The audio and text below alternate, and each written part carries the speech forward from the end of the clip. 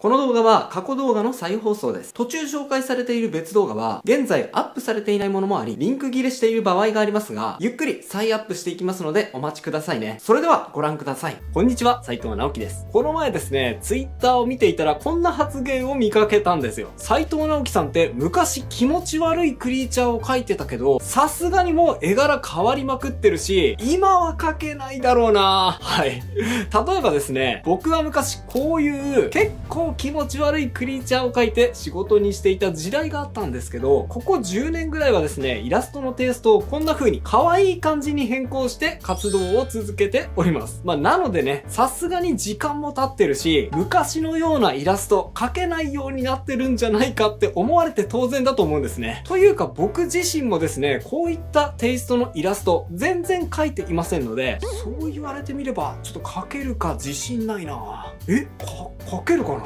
なんて不安になってきちゃいました。なので今回はいつもの可愛いイラストを封印して、可愛いテイストのキャラ絵師が気持ち悪いクリーチャー今も描けるのか検証していってみたいと思います。いやーちょっとね、自分でもドキドキするんですが、早速描いていってみましょう。まずは軽く当たりを取っていってみようかな。こんな感じ。カードゲームのゼリーアームは見下げ構図で描いているので、今回は見上げ構図にしていこうと思います。芋虫を見上げるってね、結構現実的にはありえないシチュエーションで、もうそれだけでちょっと気持ち悪いですけどね。でね、もう形状はそんなに難しい形状をしていないので、即色塗りに移っていきます。こういうクリーチャーって形が正確に取れていることとかよりも、むしろ色とか質感でどれだけ気持ち悪くしていけるのかが勝負な気がしますので、線じゃなくて色で描いていくっていうイメージですね。はい。もうなんかこの口の中から脳みそみたいなのが見えている時点でめちゃめちゃ気持ち悪いですけどね。いやー、20年前自分で描いたクリーチャーなんですが、よくこんな気持ち悪いの思いついたなって感心しますね。脳みそのひだひだを丁寧に描いていって、そして凹凸を詳細に表現していきます。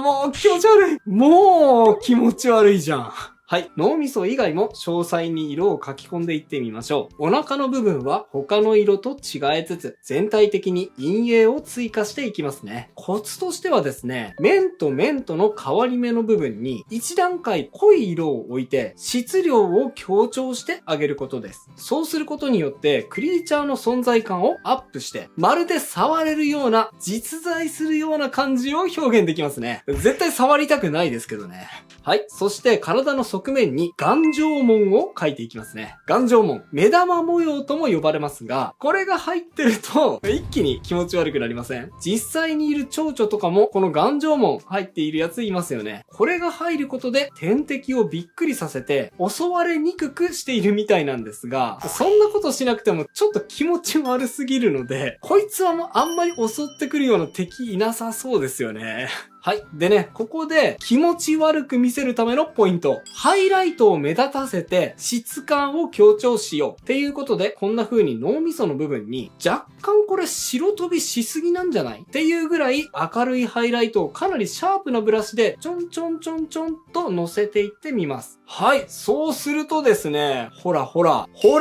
ね、なんかもうぬめぬめーっとした粘膜に覆われたような質感がプラスされていきますよね。これを入れるともう一気に気持ち悪い感じになるので、もし自分で気持ち悪いクリーチャーを描くときには参考にしてみてくださいね。あんまりチャレンジする人多くないかもしれませんけどね。さあ、次の段階に進んでいきます。ここからは背景も書き込んでいきましょう。主役が引き立つように濃い色の背景色にして、ちょっと一匹だけだと寂しそうだったので、仲間も書き込んであげようと思います。奥の方にね、もう一匹、ニョキニョキって身をよじりながら地面から生えていっているやつもね、追加していきます。意識的にポーズも手前のやつとは変えていきましょうね。だいたいポーズが決まったら、脳みそと、あとお腹の色を違えて、体の側面に眼状紋と黄色いラインなどを入れていってあげます。はい、気持ち悪い。いやーなんかね、虫って一匹だけだとそんなに気持ち悪くないんですけど、もう、わちゃわちゃーって何匹も集まってると、うわーってね、ちょっと鳥肌立つ感じありますよね。いやー、僕もあれが苦手なんだよな。想像しただけでちょっとゾワゾワっとしてきました。続き書いていきましょう。ちょっとね、全体的に色が薄かったので、少しコントラストを調整します。こんな感じでトーンカーブを調整することで、コントラストを簡単に強めることができちゃいますね。あとは、芋虫のシルエットを強調したいので、輪郭のところをふわっとかすかに発光させてみたいと思います。なんだろう。この光を通し、他の仲間たちと交信でもしてるんでしょうか。だな今日何して遊ぶ？じゃあさ、今日はこの脳みそを出したり引っ込めたりするやつやんない？でもそれ前もやったじゃん。今日はさ、思い切ってこの脳みそ交換してみようぜ。めっちゃ面白そうじゃねみたいな。そんな会話してるのかもしれませんね。気持ち悪いですね。はい。ちょっと冗談めかして気持ち悪いクリーチャー書いてはいるんですが、これ意外とですね、重要あるかもしれませんね。なんでかっていうと、プロイラストレーターを目指す上では、これ、いち早く仕事につなげられる手段ですからね。キャラクターを描くよりも、モンスターを描く方が仕事になりやすいかもしれないんです。なんでかっていうとですね、モンスターの絵って実は人間のキャラクターを描くよりも、需要が高く、かつ目指す人がキャラ絵よりも少ないからですね。それはですね、何よりも僕自身が早くからイラストレーターとして仕事できていたことからもわかると思うんですが、モンスターの絵って RPG とかカードゲームとかごとにめちゃくちゃ数が必要になるじゃないですか。でも多くの人はキャラクターに憧れてイラストを描き始める人が大半ですから、モンスターを描きたい人ってどうしても少なくなる傾向にあるんですね。なので、キャラクターの絵でプロになりたいという人よりも、モンスターの絵師としてプロを目指した方が、実は早くプロになれる。そんな側面もね、あると思うので、そういう人にとっては、この動画、結構有益な内容なんじゃないのかなって動画を撮っている最中に思いました。さあ、続き書いていってみましょう。ここからは、さらに詳細に書き込みを行っていく部分ですね。先ほどつけた陰影をさらに強めて、より暗い部分は暗く、より明るい部分は明るくしていくことで、立体感がさらに強まっていきますね。さらに、さっきつけた真っ白な反射光よりは弱い、うっすらとしたハイライトも追加することで、さらにヌメヌメーっとした艶やかな質感を芋虫にまとわせることができます。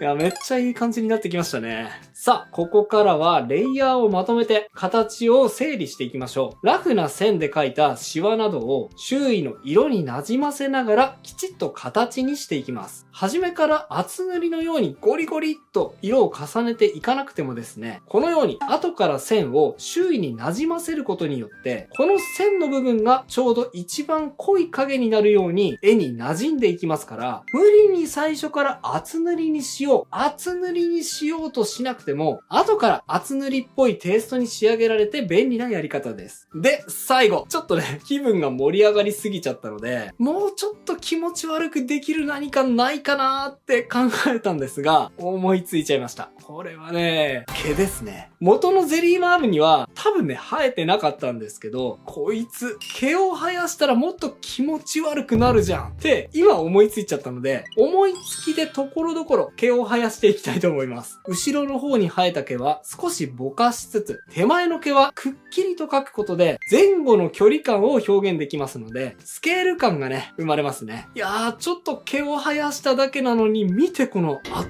倒的キモさ加減。我ながらやっちまったなーっていう感じをひしひしと噛み締めております。さあ最後、まだ描き足りなかった部分や細部を整えていったら、はい、キャラ絵師が気持ち悪いクリーチャー描いてみた。20年越しのゼリーワームちゃん完成です。どうでしょう？いやもう本当に久しぶりにこういうクリーチャーイラスト描いたんですが、結構よく描けたんじゃないですか？っていうかなんなら前よりも上手くなってる感じすらないですかね？いかがでしょう？やっぱりですね、可愛さとキモさって相反関係にありますから、可愛さが分かっていればそこから完全に真逆。つまり可愛くなく描いていって、できるだけ可愛さから離れた存在にしてやるだけで、おのずと気持ち悪さって表現できちゃうんですよね。ということは、可愛いをかけているのであれば、おのずとその真逆の気持ち悪いも生うまく描けるということがね、証明できたんじゃないでしょうか。あとね、これはちょっと描く前から薄々感づいていたことなんですが、可愛いを作る作業ってバランスを整えていく作業なんですよ。目の位置、鼻の位置、口の位置をミリ単位で調整していって、カチ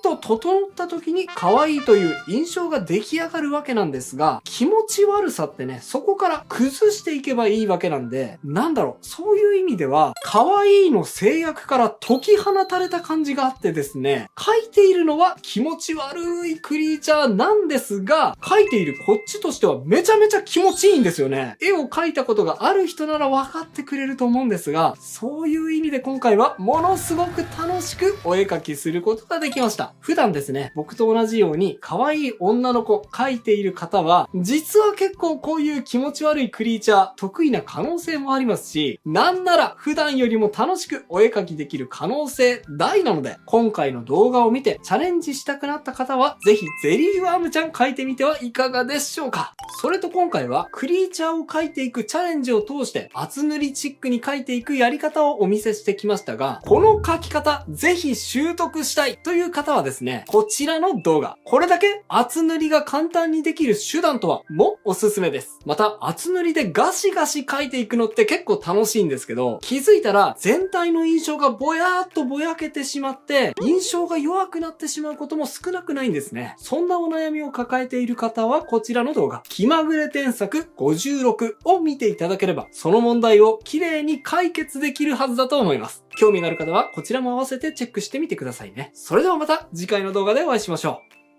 う。バイバイ。